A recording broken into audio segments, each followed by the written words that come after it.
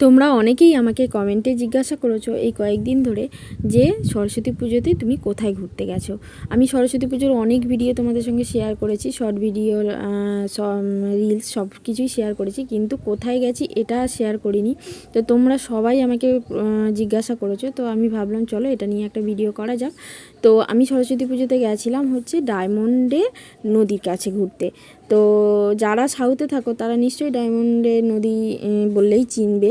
তো এখানে একমাত্র ঘোরার জায়গা, এটা খুবই একটা সুন্দর একটা জায়গা, বিশেষ করে বিকাল টাইমটা একটা মনোরম শান্তি পাওয়া যায় এখানে।